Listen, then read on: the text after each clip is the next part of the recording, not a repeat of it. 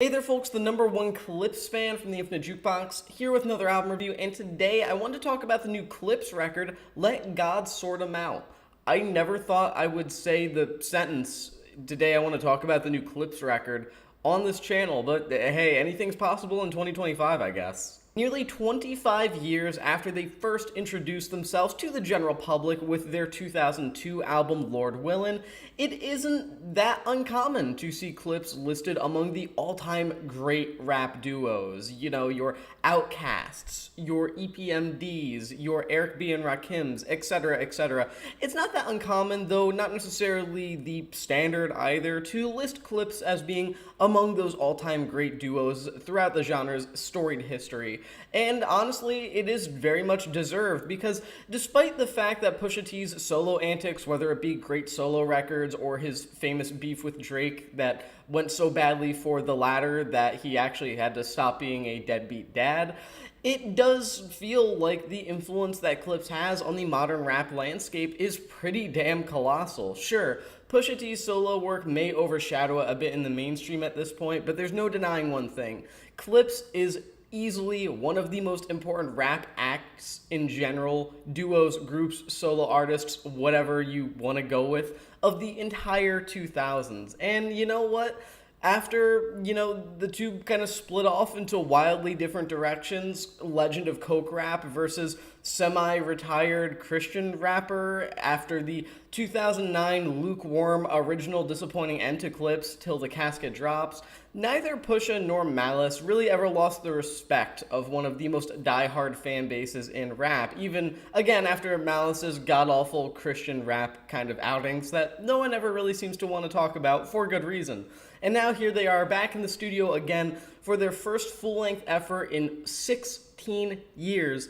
Let God Sort 'Em Out kind of makes it feel like they really never left each other's side, even for a moment. Hell, if you had someone who wasn't clued in, I don't think you could tell that this was a comeback album over 15 years in the making. Hell, I don't even think you'd be able to tell that this was more than 2 years apart from the previous record, but it really is that great, and it feels like Clipse in their absolute prime still. In many regards, Let God Sort 'Em Out kind of feels like, again, Clipse in their prime, back to what they are used to doing and doing what they do best. And as such, there is no shortage of coke rap throughout this record, and plenty of the same thematic elements and beats that you may expect if you are familiar with the earlier works of Clipse, or again, even Pusha T's solo work at this point. But both halves of the duo are still at the top of their game here, thanks to a lot of tight flows and absolutely vicious lyrics in certain sections. Malice's verse on Ace Trumpets in particular really stands out to me as one of my personal favorite verses within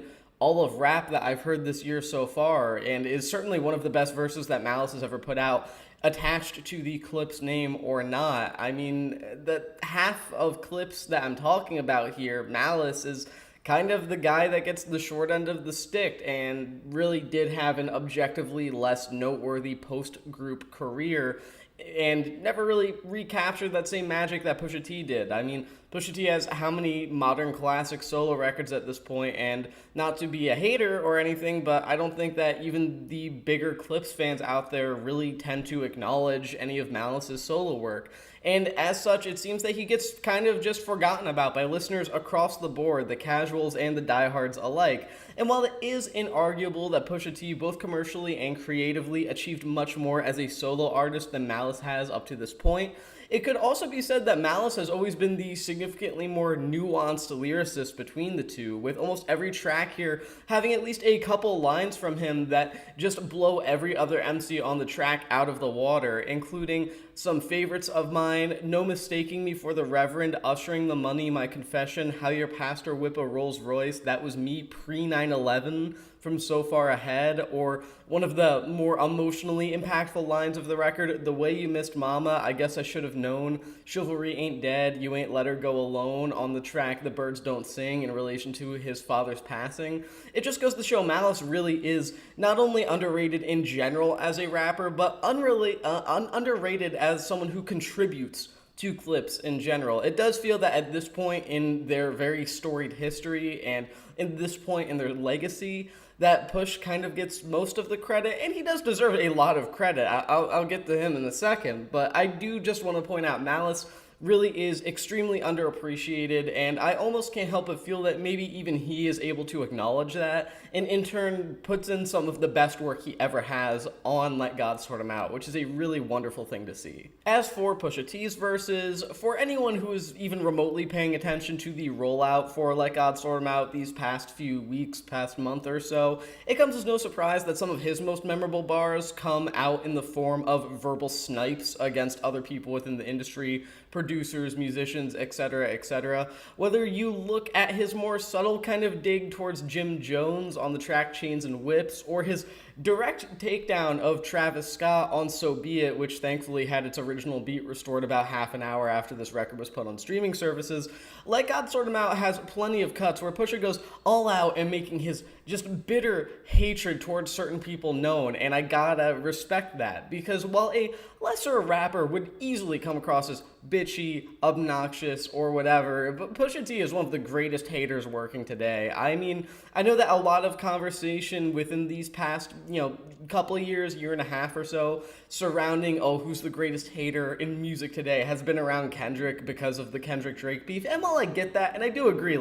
top 3 hater of all time, I think Pusha T deserves his flowers in that regard as well, because every line here is fueled with just an earnest despise that isn't remotely connected to a desire for attention or anything like that. His beef with other folks in the industry is never rooted in this hope that people pay attention to the beef. Rather, each lyric is just Pusha T delivering line after line of just genuine despise towards another person, just unfiltered anger that nonetheless weaves itself perfectly into these waves of punchy flows that are delivered over these energized, engaging beats. It's an admirable degree of pettiness, but even putting that aside, Pusha is still one of the most charismatic and truly distinct tonally rappers to walk the earth at the moment. And the man could honestly flow over a series of whale noises and still make it sound tight, so I guess it isn't shocking that Let God Sort Him Out has plenty of great verses from him, and in my opinion, he's easily a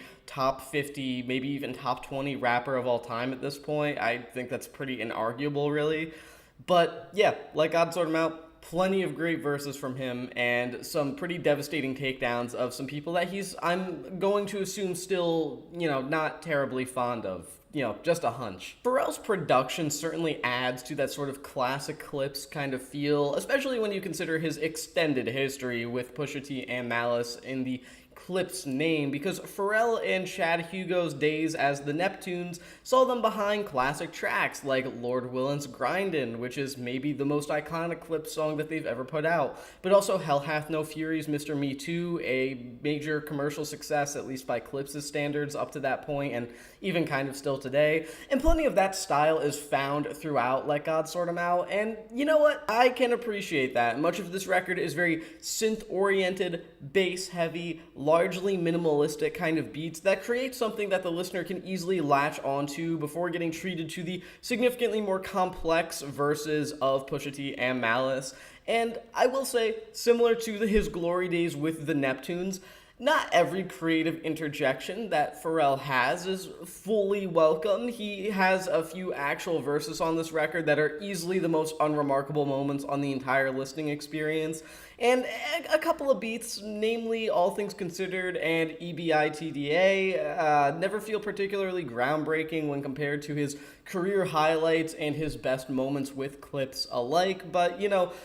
I will say the worst thing that he has going here is the vocal appearances. They just feel very self-indulgent. The only track where his singing feels even remotely warranted is on the album closing By the Graces of God, where the dramatic effect that he's trying to deliver, at least structurally, makes sense, considering it is the climactic moment of the record. It's the final closing notes of the album overall, and I can at least appreciate the sentiment of what he was trying to do there, and I think it works pretty well, actually, but there's also several other tracks where Pharrell injects his vocals, and I don't know, maybe it's because there's also the standards of,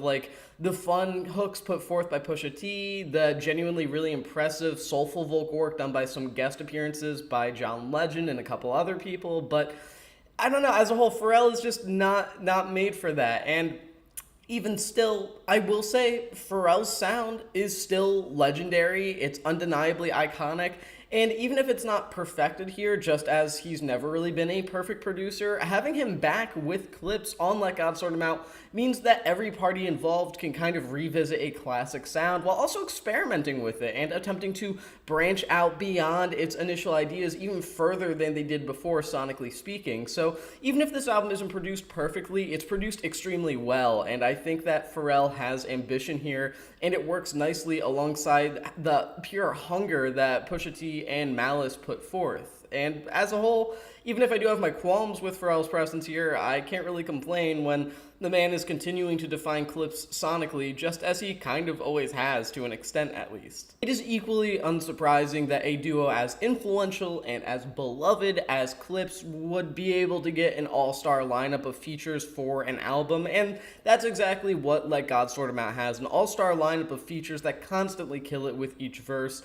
and the most majorly hyped one here is obviously Kendrick Lamar on Chains and Whips, and for good reason, because coming hot off of destroying Drake in arguably the biggest rap beef of this century so far, at least from a commercial standpoint, I do think that, you know, between that and the success of the GNX tour he's on so far, this verse just feels like yet another victory lap for a man who has admittedly earned it at this point. That being said, though, the fact that this is the verse that caused Def Jam Records to, you know, not release that track and intern this album and eventually Butterfly Effect into them dropping Clipse from their label, it is strange, because while it is an amazing verse and one of the best that Kendrick has dropped over the course of the last couple of years, which is saying a lot considering he has been on fire lately, it is kind of not really particularly a shocking verse or an egregious verse lyrically in any way. It's just a really, really, really great Kendrick verse. So it feels kind of weird that Def Jam got pissed about that, of all things. But I digress. Great appearance from Kendrick, and then beyond that you have Stove God Cooks, who was born to rap over Clipse-type beats and is arguably the artist on this record that was most obviously and directly influenced by Pusha T in particular, and he proves that with a great verse on FICO, while Tyler, the Creator, drops one of his more agitated verses on the track POV, which is a really interesting side to hear from him since he's been in this weird mixture of very artsy with Chromacopia and very lighthearted with Call Me If You Get Lost within his past couple album cycles. So it's interesting to see him kind of revert into another form, tonally speaking. And that line about Push moving dirty white like mosh pits is one of the outright funniest lines on the album. But perhaps the most interesting moment on the album actually comes in the form of all people, Nas having a guest appearance on the track Let God Sort Him Out / Chandeliers, particularly the last half, where he takes the time to celebrate his most recent resurgence in popularity and the critical acclaim that he's received in recent years thanks to a stream of well-received and frequently awarded albums. And that's not to say that Nas necessarily annihilates every other feature. Each rapper that Pusha T and Malice bring to the table with them is overall necessary to the structure of Let God Sort Him Out and delivers great work in turn. But Nas, he does kind of bring a perfect balance of reflection and well-deserved confidence that make his brief verse very unique in the larger context of the listening experience. It's really interesting to hear. Perhaps the most important way in which Let God Sort Him Out differentiates itself from previous Clipse albums and ensures that it doesn't feel like an unwanted or unwarranted rehash of otherwise classic coke rap is in the way that this record feels like a more naturally matured and introspective version of the duo, because as has been previously stated, plenty of this comeback is filled with the exact kind of personality and the exact kind of lyrical style that you would expect from Clipse if you were familiarized with their previous body of work, or even if you just played a game of telephone with a bunch of friends and had them, you know, one by one explain to you what Pusha T was. Because even if you got the watered down version of Clipse or of Pusha T or even of Malice, chances are you would get coke rap in there somewhere. My point is that a lot of the record does admittedly run over the same ideas, sort of retread the same concepts that you would expect Clipse to kind of go over, as is their legacy in many regards. But with that in mind, there are plenty of moments here that kind of veer into vulnerable and heartfelt territory that doesn't feel especially familiar for them, and it's a very welcome change of pace. I mean, the album opener, The Birds Don't Sing, is the most direct example of this, an absolutely devastating track, maybe the most emotional that Clipse, Malice, Pusha have ever been involved with, as Pusha T and Malice use their verses to talk about grieving the loss of their mother and father, with, again, some of the most devastating personal lines that either of them have ever put out on tape being found throughout the track in question, between wonderful vocal performances from the previously mentioned John Legend, who really does kind of live up to his last name there, one of the highlights of the track in my opinion, and that's saying a lot because it's probably one of my favorite Clipse songs at this point. But I digress. While the album never again feels quite that emotional or quite that dramatic as a whole, there are still a lot of smaller moments, a lot of more subtle moments in plenty of tracks throughout that kind of continue that theme of maturing from where they left off, which only makes sense. I mean, almost 2 full decades have passed since the last Clipse album. It only makes sense that things are going to be a little different for both parties involved. So then you get a lot of smaller moments, like the aforementioned themes of grief being further hinted at in tracks like All Things Considered, albeit in a much more understated manner that may make it something that you don't necessarily latch onto lyrically the first go around. Or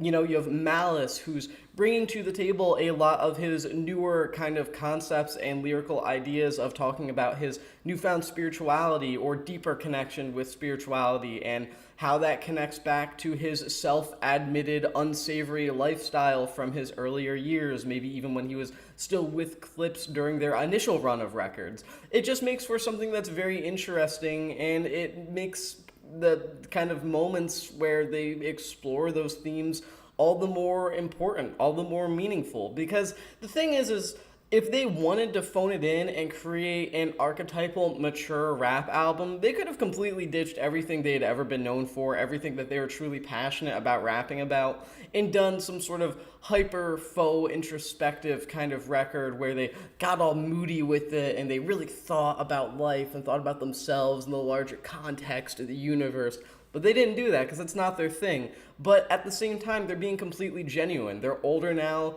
their parents have died, they're reflecting on their lives, the things they've done wrong, the things they've done right. And those smaller moments where that shines through lyrically just make it feel all that much more special. And I think as a whole, it's one of my favorite parts about the album, and it makes it worth listening to, even if you've heard every other Clipse album up to this point. Maybe it should come as no surprise that a new Clipse album is great, and it's a reunion that's worth checking out, and it's even on the same level as most of their best work. After all, any top 10 list trying to capture the greatest rap duos of all time would honestly feel pretty incomplete without them. And it is still a beautiful thing to see Clipse back at it with a longtime collaborator and lyrics and flows that feel as sharp as ever, but at the same time, a slightly refined edge kind of comes through in the form of some introspective and reflective moments that inevitably come when one considers the context of this being their